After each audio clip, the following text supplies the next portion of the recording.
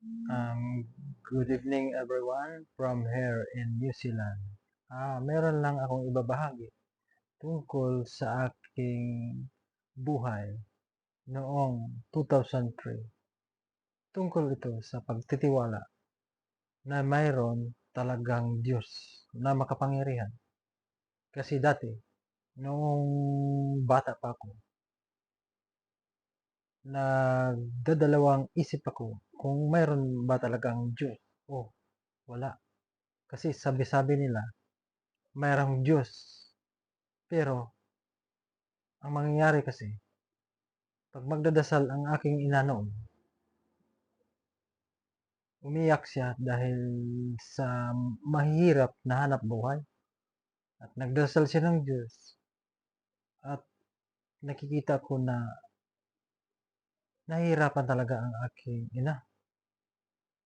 Ako naman sumusunod sa kanya at nagtitiwala rin sa Diyos. At nagdalawang isip noong bata pa ko. At noong nagbinata na ako, yun pa rin ang nangyayari. Ganito kasi ang aking buhay. Noong nagbibinata na ako, sumama ako sa aking kapatid. Ang nangyayari kasi, punta kami sa simbahan, Katoliko noon. At pupunasan pa namin yung mga rebulto at mga tinatawag na santos, sabi ng mga tao sa simbahang Katoliko. At linggo-linggo ako nagsisimba noon. At noong dumating na yung oras na hindi ko hinihintay at nagkakaroon ako ng problema tungkol sa kaso noon. Nagkakaproblema kami dahil ang kapatid ko ay nakahanap ng suntukan dahil nandiyan ako, tatlo kami at nagdamay ako. Yun ang mga pangyayari na ibabahagi ko. Nung nagkakaroon na ako ng kaso, inisip ko kasi, baka makulong ka na. At inisip ko, nagdadasal ako ng Diyos, pero parang nahihirapan pa rin ako. Ngayon, ang ginawa ko kasi, ah, inisip ko, ano kaya ang gagawin ko? O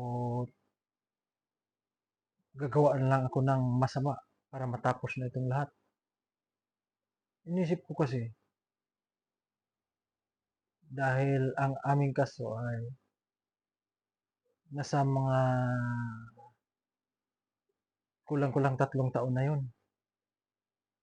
At noong hindi ko na makayanan, naisip ko ang masama. Naisip ko kasi gagawin ko na to para matapos na ang lahat. Noon, parang nakakalimutan ko na may Diyos na makapangyarihan. Ngayon, pumunta ako sa isang lugar na walang bahay at walang taong nakadaan. At doon ako umakyat sa malaking bato at nag-iisip ako. Gabi yun at maliwanag ang langit at maliwanag rin ang lahat na nakapaligid. Merong buwan, bituin. Nung gabi ngayon, inisip ko, sino kaya ang gumawa? Yung buwan na yan at saka may mga bituin. Tumingin ako. At tumingin ako naman sa bundok. Ang laki ng bundok. Sino kaya ang nagawa ng bundok na yun? Siguro hindi magawa ng tao yan. Tumingin naman ako sa dagat. nakikita ko yung barko, ang liit lang naman. Naisip ko na, hindi talaga tao ang nagawa ng mundo. Kasi yung barko, nahihirapan pa pagtakbo. At kahit sinabi nilang malaki, pero pag titingnan mo sa malayo, ang liit lang. Para lang ng liit ng karayom. Yung bundok, ang laki. Sino kaya ang nagawa na yun? Ng bundok na yun? Nung naisip ko na yung kahoy, hindi ito ginawa ng tao. Tapos tiningnan ko yung mga bituin, ang dami. Tiningnan ko yung langit, ang lapad naman. Siguro walang taong makagawa dyan. Kasi dumaan naman ang mga eroplano noong gabi na yun. Tumingin ako, ang liit lang na. Sing liit lang ng bituin. Magagawa kaya ng tao ang lapad ng langit? Baka totoo yung sinabi nila na mayroong Diyos. At nung nag-isip na ako ng masama, inisip ko, subukan ko magdasal ng Diyos na makapangyarihan.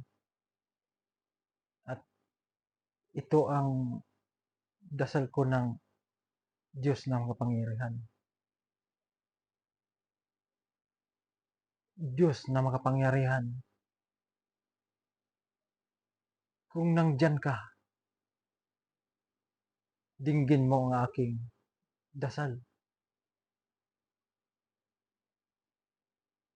Kung meron kang tinga, pakinggan mo ang aking hinihingi.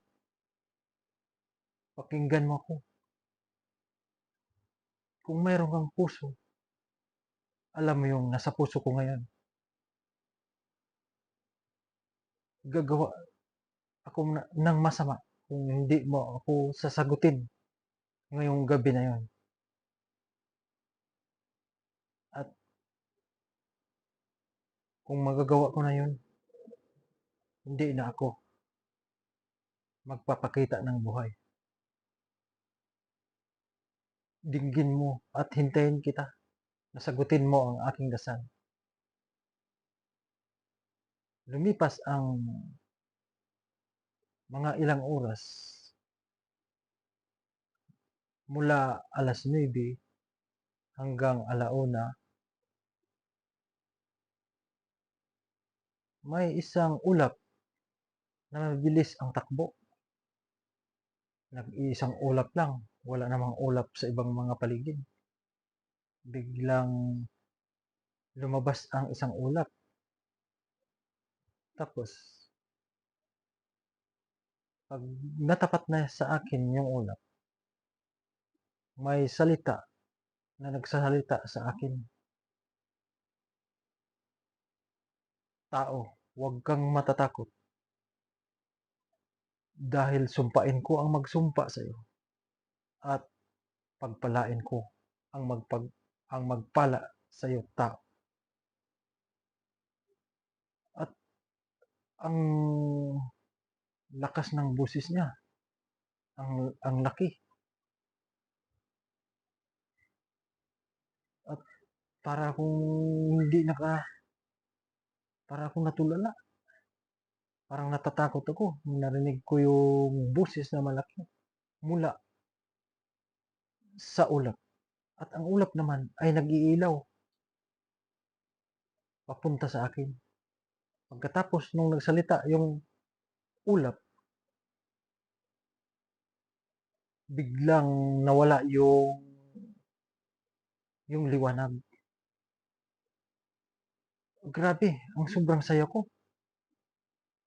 Inisip ko, meron palang Diyos. Kala ko wala. Totoo pala na may Diyos. Salamat Panginoon. Hindi ko na gagawin ang masama. Mula ngayon, hintayin ko na iligtas mo kami sa aming kaso. At yun lang ang nangyayari sa aking buhay na mayroon talagang Diyos ng nagpapakita sa aking dasal noong gabing na yun, January 2003. At hanggang dito lang ako. At ibabahagi ko naman ang tungkol sa sunod na pinakita ng Panginoon sa akin sa panaginip at pangitain. Salamat.